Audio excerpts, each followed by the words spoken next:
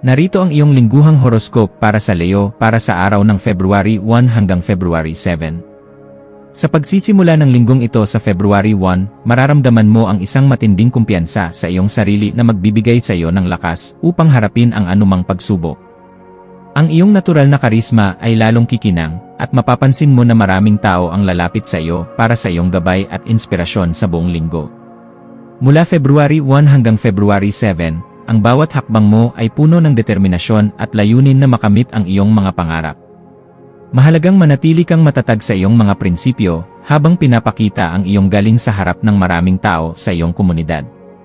Ang iyong puso ay magiging puno ng pasyon at ang iyong boses ay magsisilbing gabay para sa mga taong nawawalan ng direksyon. Huwag matakot na ipakita ang iyong tunay na kulay dahil ang iyong pagiging orihinal ang magdadala sa iyo sa ruok ng tagumpay. Ang linggong ito ay isang pagkakataon upang patunayan na ikaw ay isang leader na may malasakit at dangal sa bawat kilos.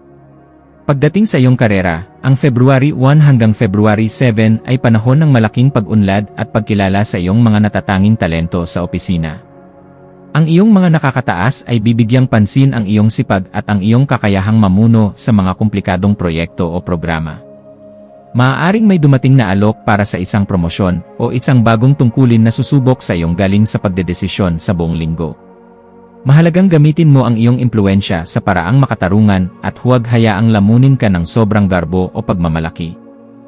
Ang iyong pakikipagtulungan sa iyong mga kasamahan ay magiging mas matibay kung pakikinggan mo rin ang kanilang mga mungkahi ng may sapat na pasensya. Ang tagumpay sa trabaho ay mas magiging matamis kung ito ay bunga ng pagkakaisa at hindi lamang ng iyong sariling pagsisikap sa araw-araw. Manatiling nakatuon sa iyong mga layunin at huwag hayaang ang mga maliliit na inggit sa paligid ay makasira sa iyong magandang daloy. Sa aspeto ng pananalapi, ang linggong ito ay nagdadala ng mga biyaya na bunga ng iyong mga nakaraang pinaghirapan at matalinong pamumuhunan mula February 1. Maaari kang makatanggap ng balita tungkol sa isang dagdag na kita o isang insentibo na makakatulong sa pagpapalago ng iyong ipon hanggang February 7. Mahalagang maging maingat sa paggastos para sa mga luho o mga bagay na naglalayong magpasikat lamang sa ibang tao sa buong linggo. Ang matalinong pagbabudget ay magsisilbing proteksyon mo upang mapanatili ang iyong katatagan sa pera sa darating na mga buwan ng taon. Ang February 7 ay mainam na araw upang muling suriin ang iyong mga plano sa yaman at gumawa ng mga hakbang para sa iyong seguridad. Ang iyong swerte sa pera ay nasa rurok nito, kaya gamitin ang pagkakataong ito upang maging mapagbigay sa mga taong nangangailangan ng iyong tulong. Ang tunay na yaman ay nasa iyong kakayahang magbahagi ng biyaya habang pinoprotektahan mo ang iyong sariling kinabukasan sa mundo. Sa larangan ng pag-ibig, ang iyong puso ay magiging kasing init ng araw na magdadala ng kagalakan at tamis sa inyong relasyon mula February 1. Para sa mga nasa isang relasyon, ang February 1 hanggang February 7 ay panahon ng muling pagtuklas sa inyong pagmamahalan sa pamamagitan ng mga sorpresas. Ang iyong kapareha ay lalong hahanga sa iyong pagiging tapat at sa iyong walang sawang suporta sa kanyang mga personal na mithiin sa buhay. Kung ikaw ay single, ang iyong magnetismo ay magiging napakalakas at maaari kang makatagpo ng isang tao na handang sumamba sa iyong pagkatao. Ang pagiging bukas ng iyong damdamin ay magdadala ng isang koneksyon na puno ng respeto at malalim na pag-unawa sa bawat isa sa buong linggo. Huwag hayaang ang iyong pagiging dominante ay maging hadlang sa malayang pagpapahayag ng iyong mahal sa kanyang sariling saloobin at pangarap. Ang pag-ibig ay mas lalong lalalim kung mayroon kayong pagbibigayan at paggalang sa espasyo ng isa't isa sa bawat sandali. Ang iyong kalusugan ay magiging masigla hanggat pinapanatili mo ang balanse sa pagitan ng iyong trabaho at ng iyong sapat na pahinga mula February 1. Ang pag-ehersisyo sa ilalim ng liwanag ng umaga ay magbibigay sa iyo ng sapat na enerhiya upang harapin ang iyong mga mabibigat na gawain. Mula February 1 hanggang February 7, makabubuting maglaan ng oras para sa iyong puso at sirkulasyon sa pamamagitan ng masustansyang pagkain. Iwasan ang sobrang pagkapagod na maaaring magdulot ng panghihina ng iyong resistensya bago matapos ang buong linggo sa February 7. Ang sapat na pag-inom ng tubig at pagkain ng mga prutas ay magsisilbing proteksyon mo laban sa anumang stress na dulot ng iyong mga aktibidad. Ang pagkakaroon ng positibong pananaw ay magsisilbing gamot sa anumang pag-aalala na maaaring pumasok sa iyong isipan sa araw-araw. Huwag kalimutang bigyan ng oras ang iyong sarili na mag-relax at magsaya upang mapanatili ang iyong ningning at sigla sa buhay. Ang iyong mga maswerteng numero ay 1, 10, 19 na dapat mong tawaging 19 at 28. Para sa iyong maswerteng kulay, ang ginto at kahel ay magdadala ng tagumpay at kasaganaan sa iyong aura sa buong linggo ng February 1. Ang dapat mong gawin ay magplano ng isang pagtitipon o selebrasyon na magpapakita ng iyong pagpapahalaga sa mga taong sumusuporta sa iyo. Ipagdasal ang pagkakaroon ng malawak na pangunawa at ang karunungan na gamitin ang iyong lakas para sa ikabubuti ng nakararami hanggang February 7. Ang pananalig sa iyong sariling kakayahan na lumampas sa iyong mga limitasyon ay magdadala sa iyo sa rurok ng iyong karera. Manatiling mapagkumbaba sa kabila ng mga papuri na iyong natatanggap mula sa iyong mga kaibigan at kasamahan sa bawat araw. Ang iyong tunay na kapangyarihan ay nasa iyong kababaang loob at sa iyong tapat na hangarin na makatulong sa iyong kapwa-tao. Dapat mong ipagdasal ang lakas ng loob na harapin ang katotohanan at ang karunungan na gamitin ang iyong posisyon para sa katarungan mula February 1. Humingi ng gabay upang ang iyong bawat salita ay magsilbing liwanag at hindi maging sanhi ng pagkakawatak-watak sa iyong paligid sa buong linggo. Ang panalangin para sa katatagan ng iyong pamilya ay makakatulong sa iyo na manatiling grounded sa gitna ng iyong mga tagumpay hanggang February 7. Ipanalangin din ang kapayapaan sa buong mundo at ang tagumpay ng iyong mga plano para sa susunod na yugto ng iyong buhay sa mundo. Ang bawat umaga ay simulan sa pagpapasalamat sa iyong buhay at sa mga bagong pagkakataong ibinibigay sa iyo ng universo sa bawat araw. Ang iyong pananampalataya ang magsisilbing baluti mo laban sa anumang negatibidad na maaaring dumaan sa iyong harapan sa bawat sandali. Magtiwala ka na ang bawat hakbang mo ay binabantayan ng langit upang matiyak ang iyong kaligtasan at kagalakan sa lahat ng oras. Sa pakikipagkapwa-tao, ikaw ay magiging isang inspirasyon dahil sa iyong matatag na panindigan at magandang disposisyon mula February 1 hanggang February 7. Ang iyong katapatan ay rerespetuhin ng marami, kaya asahan na marami ang hihingi ng iyong payo o gabay sa buong linggong ito. Maging maingat sa pagbibigay ng puna at siguraduhin na ito ay nakakatulong at hindi nakakasakit ng damdamin ng iyong kapwa-tao. Ang iyong pakikisalamuha sa mga taong may iba't ibang antas ng pamumuhay ay magbibigay sa iyo ng mga bagong aral tungkol sa tunay na kahulugan ng buhay.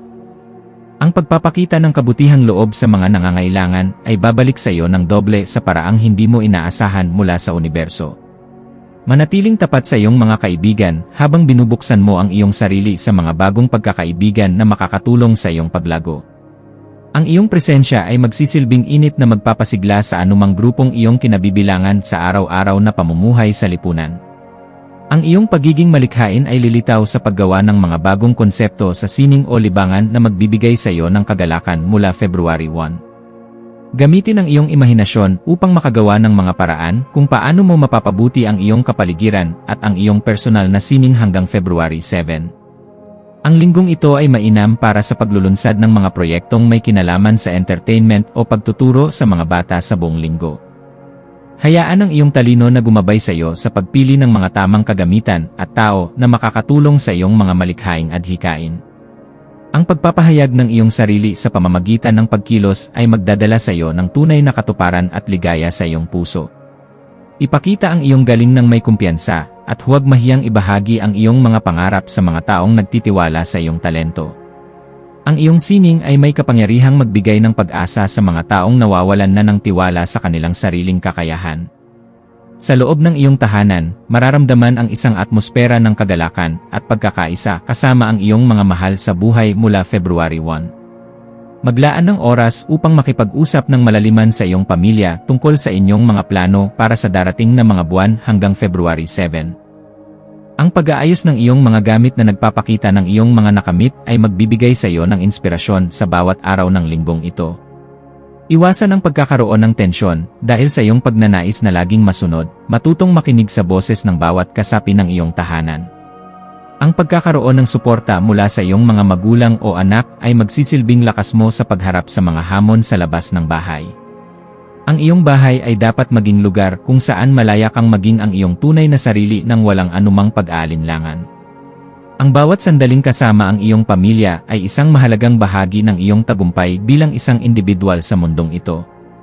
Sa emosyonal na antas, makakaranas ka ng matinding kagaanan kapag naramdaman mong ang iyong mga ginagawa ay pinapahalagahan ng iba mula February 1.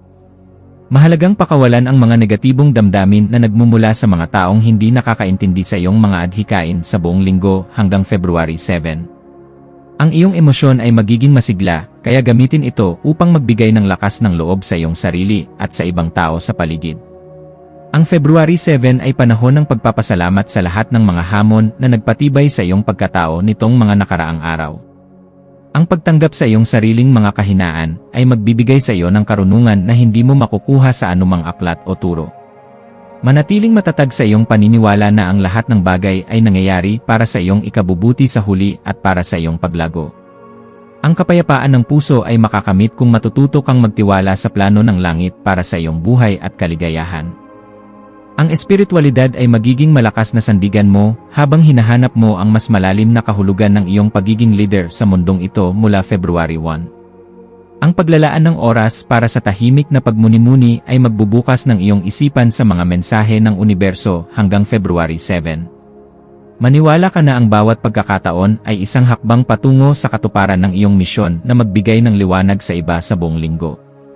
Ang iyong pananalig ay magsisilbing angkla mo sa gitna ng mabilis na takbo ng mga pangyayari sa iyong kapaligiran sa araw-araw. Ipagpatuloy ang pagiging mapagbigay sa iyong espiritual na lakas sa pamamagitan ng pagdarasal para sa gabay ng lahat ng nilalang sa mundo.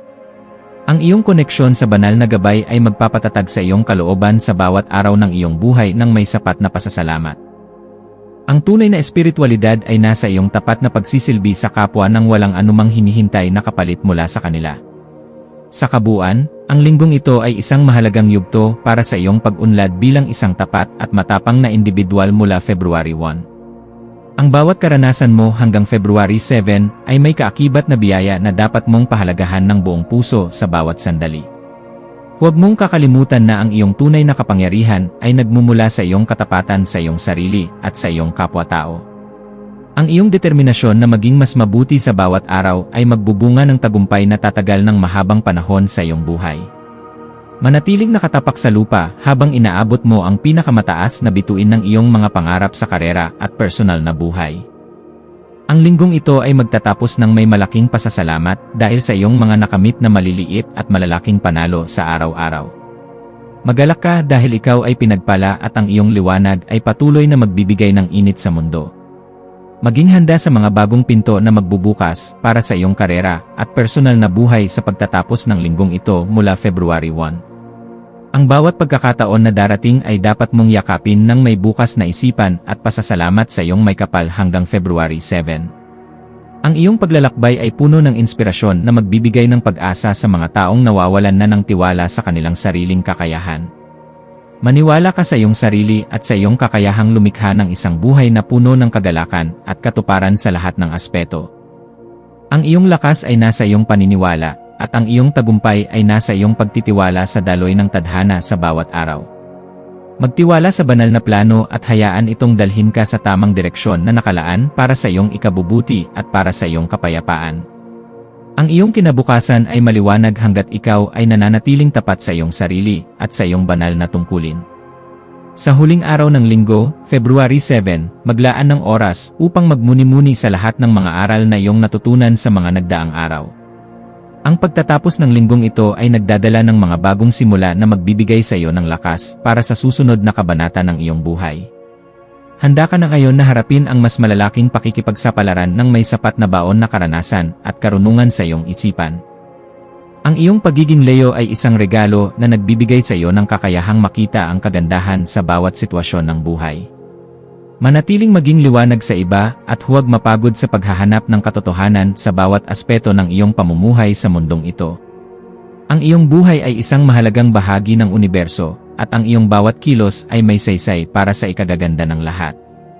Magtiwala ka sa iyong sarili at patuloy na magbigay ng kagalakan sa lahat ng taong makakasalamuha mo sa iyong paglalakbay.